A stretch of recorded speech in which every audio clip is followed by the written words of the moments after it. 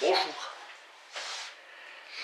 Saint Thomas d'Aquin, l'être et l'essence de ente et essentia, traduit des opuscules officiels dans ses œuvres complètes, catalogue inséré dans le process de canonisation authentique d'après les compagnons du saint, destiné aux jeunes frères de l'ordre des prêcheurs, auditeurs immédiats du saint, composé lors de son enseignement à Paris en 1256.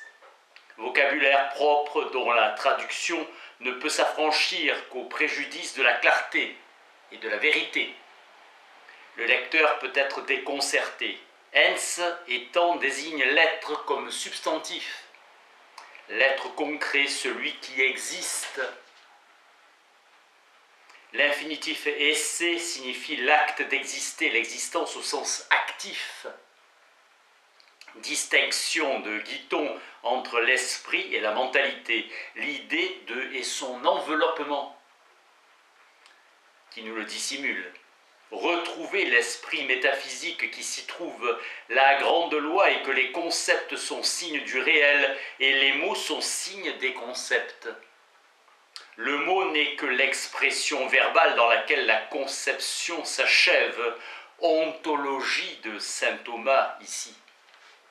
Métaphysique comme ontologie de l'existence, Maritain qualifie le thomisme d'intellectualisme existentiel.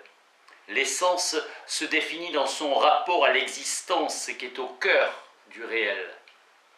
L'acte d'exister à la racine même du réel, l'existence est le réel.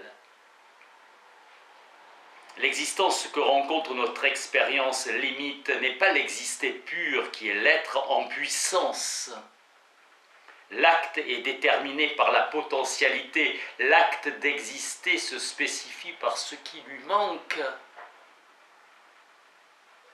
Auteur médiéval avec des préoccupations contemporaines, l'existence est un des pôles où s'oriente la pensée philosophique. Thomas cherche l'exister sur un plan métaphysique, impersonnel et objectif, goût prononcé du concret, répulsion des idées abstraites. L'expérience de l'exister est-elle seule à fournir la saisie authentique du réel ? Ou l'intelligence, en approfondissant son mouvement, s'attache-t-elle plus à la profondeur de l'existence ?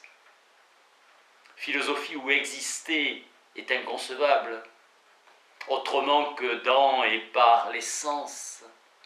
Les richesses concrètes sont inépuisables. Aristote dit qu'une légère erreur dans les principes engendre une conclusion gravement erronée. Procédons de la signification de l'être à celle de l'essence. L'être, selon Aristote, signifie la vérité des jugements. L'affirmation est l'opposé de la négation. C'est par la forme qu'est signifiée la détermination de chaque chose. C'est par l'essence de la matière que la chose est connaissable. L'essence est ce qui est signifié par la définition de la chose. L'essence des substances composées signifie matière et forme. La matière désignée est considérée sous des dimensions déterminées. Le terme corps signifie une chose possédant une forme. L'âme n'étant pas une forme dans la réalité, le concept de différence rationnelle consiste en une détermination de la forme spéciale. Le genre signifie toute l'essence de l'espèce. L'essence de l'homme est signifiée par les termes d'homme et d'humanité. Le terme homme signifie l'essence comme un tout et humanité comme partie. Deux modes d'existence, l'un dans les singuliers, l'autre dans l'âme. Averroès dit que l'intelligence est ce qui produit l'universalité dans les choses. Tous concèdent la simplicité de la cause première. Avicebron, Salomon Hypne Gabirol, inaugure dans les âmes une composition de matière et de forme, s'oppose aux philosophes qui qualifient ces substances de séparées, la forme n'étant pas dépendante de la matière. l'essence de la chose simple et sa forme signifiée à la manière d'un tout. L'essence des choses composées sont multipliées par la division de la matière désignée. Ange et âme sont substance, forme pure, sans matière, mélange de puissance. L'intelligence est forme et exister. Tout ce qui convient à une chose est reçu d'un principe extrinsèque comme la lumière dans l'air, l'est de l'influence du soleil.